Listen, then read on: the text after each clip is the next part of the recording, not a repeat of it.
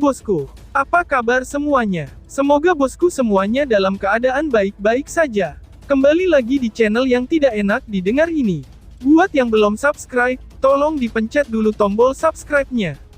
Kalau sudah, Mimin ucapkan terima kasih. Baiklah, tanpa berlama-lama lagi, kita mulai alur fantasinya.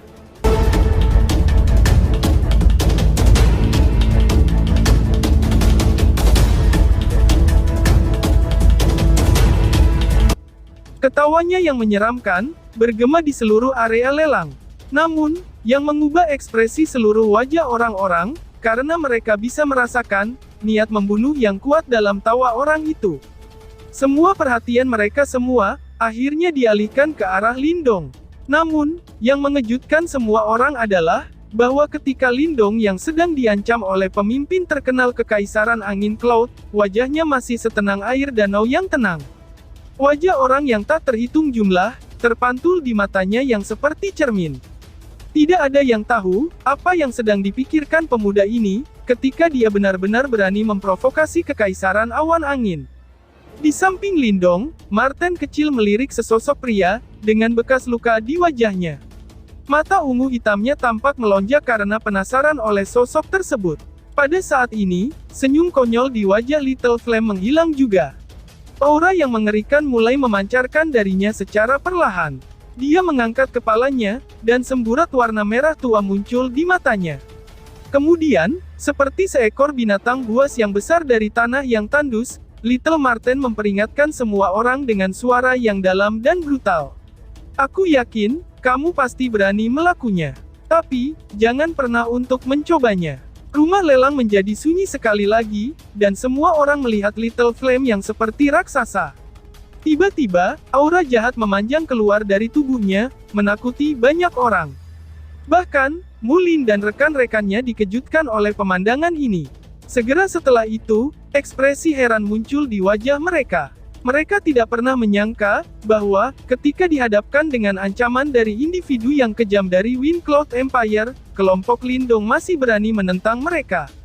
Orang yang sangat berani, ucap seseorang. Karena tindakan Little Flame, pria dengan bekas luka seperti kelabang mengamuk, dan kemudian tertawa.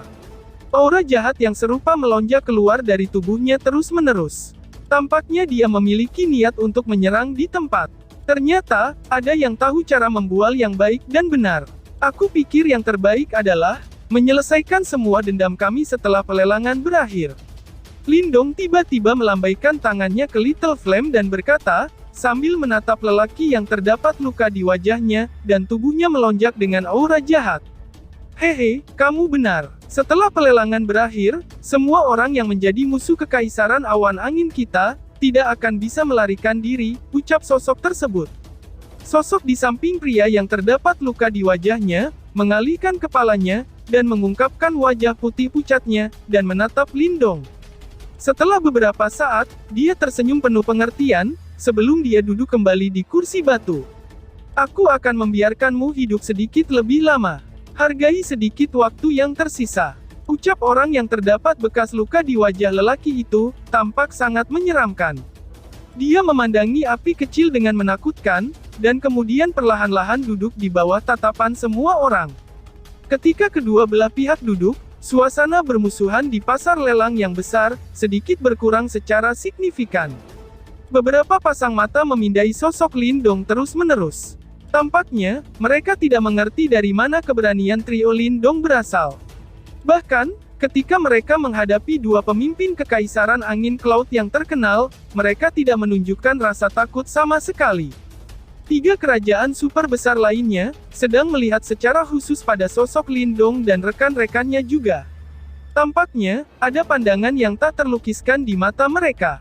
Seiring berlalunya waktu, semakin banyak orang yang datang dari pasar lelang, perlahan-lahan semakin menyeramkan.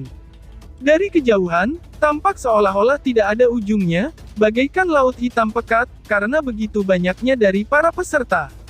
Suasana penuh seperti itu, membuat rambut seseorang berdiri di ujungnya. Sebelumnya, pria dengan bekas luka di wajahnya disebut Meng Lai. Ada julukan nama lain untuknya di kota Wanxiang, yaitu, tukang jagal.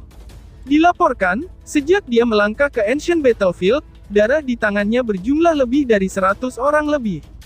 Selain itu, metode pembunuhannya sangat brutal. Su Kui memberitahu Lindong dengan suara lembut. Tukang jagal, Meng Lai, gumam Lindong dan mengangguk sedikit. Namanya menggambarkan penampilannya dengan sempurna. Aura jahat Meng Lai berbeda dari aura jahat bawaan Little Flame. Jelas, aura Meng Lai yang berbau darah yang sangat kuat, itu didapatkannya dan bukan bawaan dari Meng Lei. Pemimpin lain dari Kekaisaran Awan Angin disebut Feng Chang. Jika Meng Lai adalah binatang buas, yang hanya tahu cara membantai orang, maka, Feng Chang adalah ular berbisa, yang selalu bersembunyi di kegelapan dan mengejutkan lawannya. Menurut informasi yang aku peroleh, orang ini tampaknya telah memperoleh warisan sekte kuno, dan kekuatannya tidak dapat diprediksi. Tidak diragukan lagi, mereka berdua berasal dari kerajaan super. Ucap Su Kui. Lindong mengangguk lagi, dan menatap punggung dua sosok yang ditakuti semua orang. Dia tidak bisa menyangkal, bahwa Meng Lai dan Feng Chang memang bukan penurut. Jika bukan karena linep kuat Lindong saat ini, akan sangat sulit baginya untuk bermain dari kaki ke kaki dengan mereka. Namun, tidak ada kata, jika, di dunia ini. Ketika Lindong baru saja tiba di Ancient Battlefield, dia tidak punya bantuan sama sekali. Pada saat itu, Marten kecil tidak meninggalkan bentuk binatang buasnya, sementara Marten kecil masih roh iblis. Keduanya tidak banyak membantunya, dan dia hanya bisa bergantung pada dirinya sendiri untuk bersaing dengan lawan-lawannya. Secara alami, dia juga berada dalam situasi yang sulit. Namun, Lindong masih berhasil bertahan selama periode waktu itu. Bagaimana mungkin dia tidak bisa bertahan sekarang? Sementara Lindong berbicara dengan lembut di sisi ini, di barisan paling depan, jari ramping Feng Chang menekuk, dan matanya menatap lurus ke depan. Dia bertanya dengan apatis. Apakah semuanya sudah siap? Jangan khawatir, semuanya sudah disiapkan, ucap Mulin. Bagus, ketika saat itu tiba, Mulin dan yang lainnya pasti akan terkejut. Meng Lai menyeringai dan menjawab. Setelah mendengar kata-kata ini, Feng Chang kemudian menganggukkan kepalanya sedikit, dan menyipitkan matanya seperti ular beracun yang akan memuntahkan racun, sangat kejam dan ganas. Ketika semua ini berakhir, aku tidak akan membiarkan beberapa pemuda itu pergi. Pada saat itu, aku akan membuat mereka menderita sampai mereka memohon kematian mereka sendiri. Meng Lai berkata dengan jahat. Setelah aku mendapatkan harta karun jiwa surgawi, mereka tidak lain adalah penurut. Aku akan membiarkan kamu menangani mereka dengan cara apapun yang kamu inginkan. Feng Chang dengan dingin menjawab. Kejahatan pada wajah Meng Lai menjadi semakin jelas. Saat dia hendak mengatakan sesuatu, pikirannya tiba-tiba tersentak. Dia mengangkat kepalanya, dan melihat panggung besar di tengah pasar lelang. Seorang tokoh perlahan berjalan ke atas panggung. Ketika dia berjalan lebih dekat, para penonton menemukan bahwa, sosok ini adalah seorang pria parubaya yang mengenakan jubah abu-abu. Wajahnya sangat tenang, dan tidak tergoyahkan hanya karena ada banyak tatapan tamak yang terfokus padanya. Saat pria ini muncul, tatapan Lindong segera fokus padanya. Segera setelah itu, tatapan serius melintas di mata Lindong. Dia bisa merasakan aura yang sangat kuat, namun tersembunyi dari tubuh pria itu. Dia adalah pengawas yang ditempatkan oleh Sekte Super di kota Wanxiang. Dia disebut Song Tai. Namun, tidak ada yang pernah melihatnya mengambil tindakan sebelumnya. Karena dukungannya dari Sekte Super, setiap kali dia membuka mulut untuk berbicara, bahkan kerajaan super itu tidak berani menentangnya. Su Kui memberitahu Lindong. Pria ini tidak sederhana. Jika seseorang tidak memiliki kemampuan, dan berani untuk bertindak kejam di depannya, dia hanya akan dipermalukan oleh orang tua itu. Marten kecil tiba-tiba berkata dengan suara kecil. Tampaknya, dia bisa merasakan gelombang energi yang tersembunyi, namun kuat, yang datang dari pria parubaya itu. Lindong mengangguk sedikit. Adalah hal bodoh untuk berpikir, bahwa pria di depannya itu, hanya akan bergantung pada reputasi super sekte untuk menekan orang. Pria itu, yang tiba-tiba muncul di panggung, segera menjadi titik fokus dari seluruh pasar lelang. Rupanya, semua orang di pasar lelang tahu identitasnya. Dalam sekejap, ada tatapan hormat di tatapan semua orang. Bahkan, kekaisaran super yang duduk di barisan depan mulai menahan kesombongan mereka. Kalian semua ada di sini karena pelelangan kota Wanxiang. Aku tidak akan memikirkan aturan di sini. Pertempuran dilarang di pasar lelang. Tidak peduli dari kerajaan mana kamu berasal, kerajaan super atau kerajaan peringkat rendah, setelah kamu melanggar aturan ini, kamu akan dibuang keluar dari sini. Jika 2 kali kamu melanggar aturan lagi, kamu akan didiskualifikasi dari perang 100 kerajaan.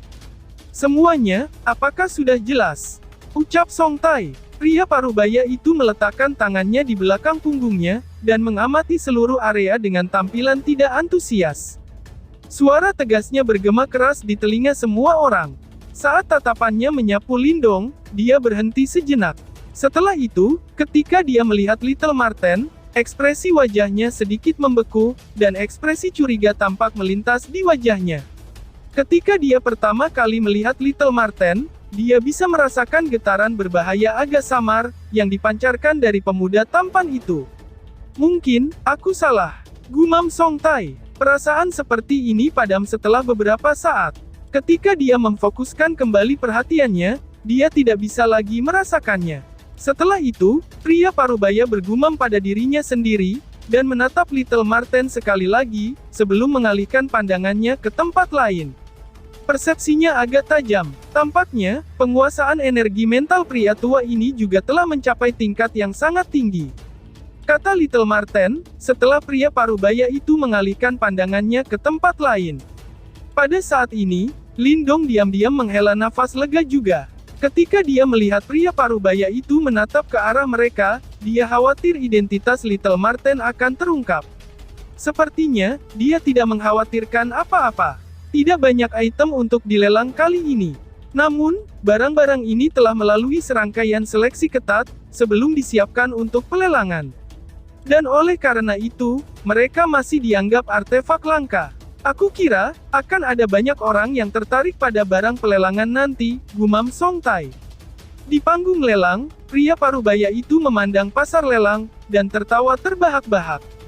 Kemudian, dengan gesekan jubahnya, lebih dari 10 bola cahaya yang cemerlang keluar dari lengan bajunya, dan melayang di atas panggung. Swoosh! Pada saat ini, semua tatapan bertemu di atas panggung. Penonton bisa merasakan, gelombang energi yang kuat datang dari bola cahaya yang gemilang itu. Dari tampilan bola cahaya itu, barang-barang ini agak luar biasa. Di atas semua bola cahaya ini, ada bola cahaya ungu seukuran manusia.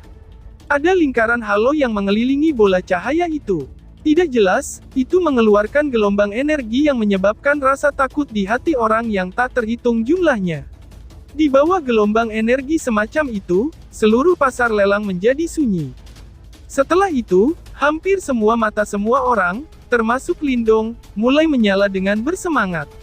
Mereka jelas tahu, mana satu-satunya item yang akan memiliki gelombang energi yang mengerikan. Lindong menjilat bibirnya, dan menatap bola ungu muda dengan mata mendidih. Apakah bola ungu itu, harta karun jiwa surgawi yang akan dilelang kali ini? Gumam Lindong. Bola ungu terang yang dikelilingi oleh lingkaran sinar cahaya, tampak terlihat sangat ajaib, saat melayang di titik tertinggi panggung.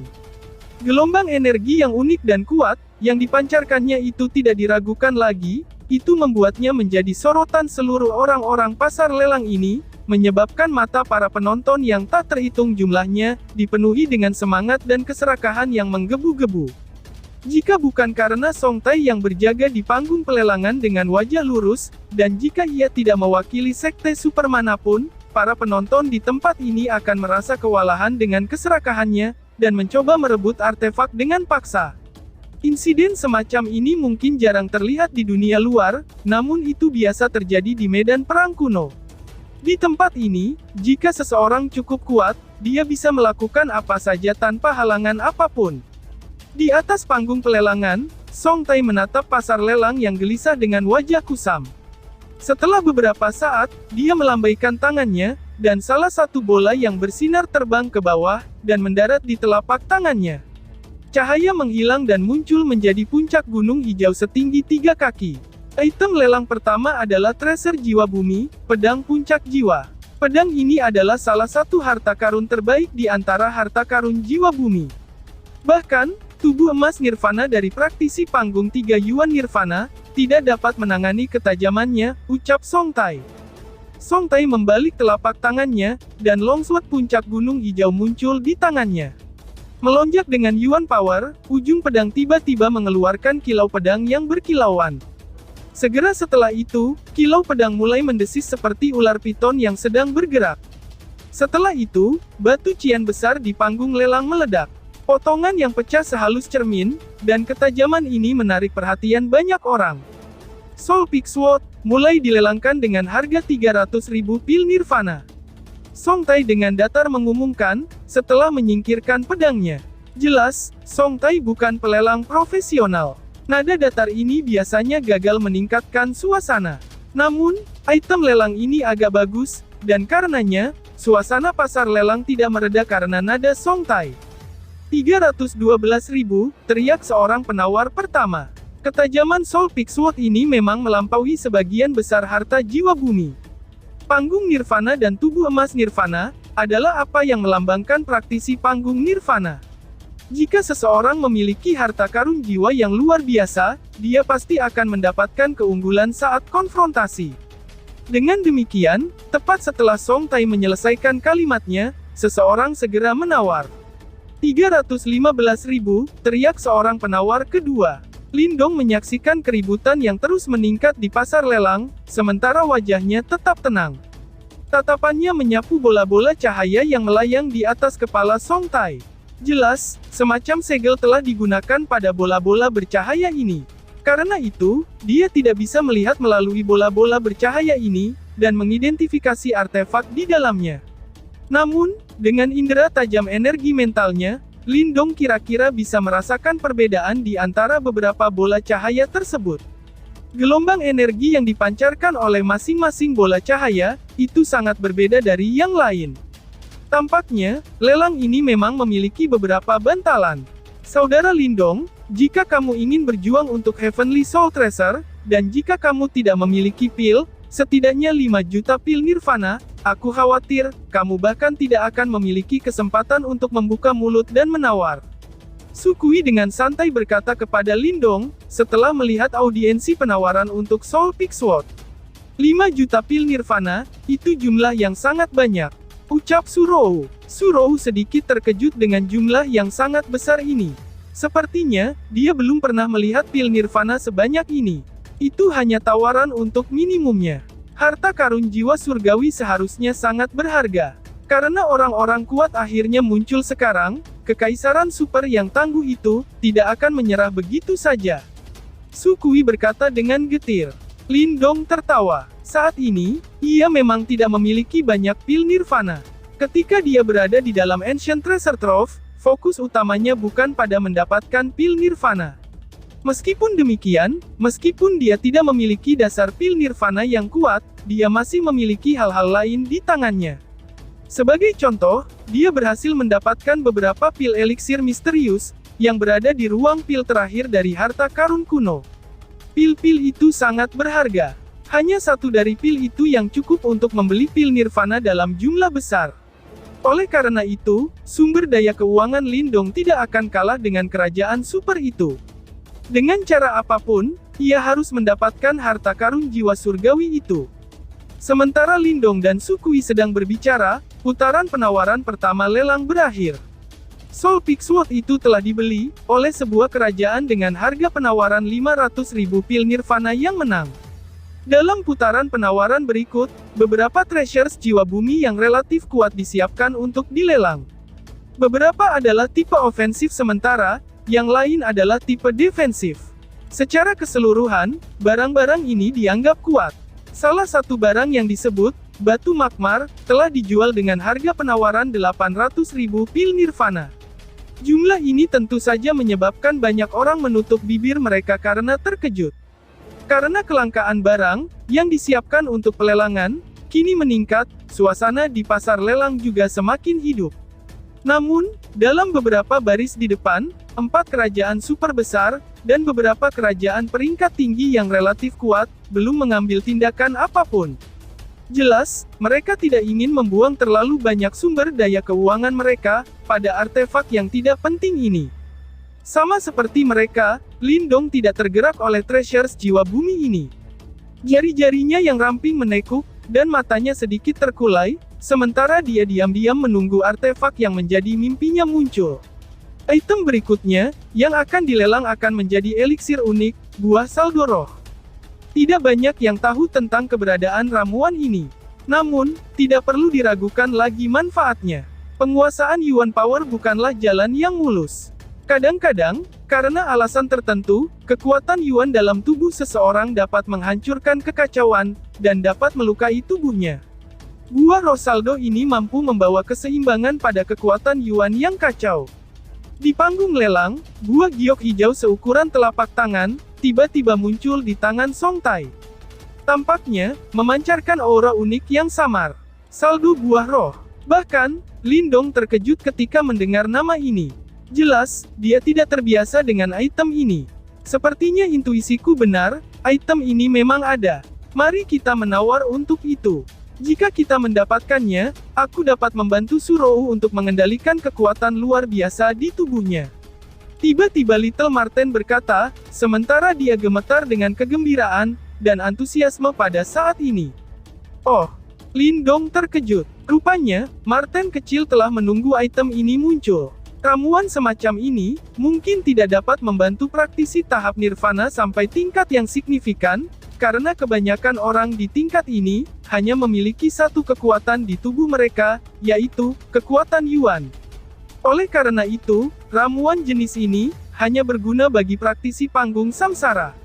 Itu karena sebagian besar praktisi panggung samsara tidak bisa tidak mengontrol keseimbangan ki hidup dan ki mati di tubuh mereka, yang akhirnya menyebabkan keruntuhan tubuh fisik mereka. Little Marten menjelaskan.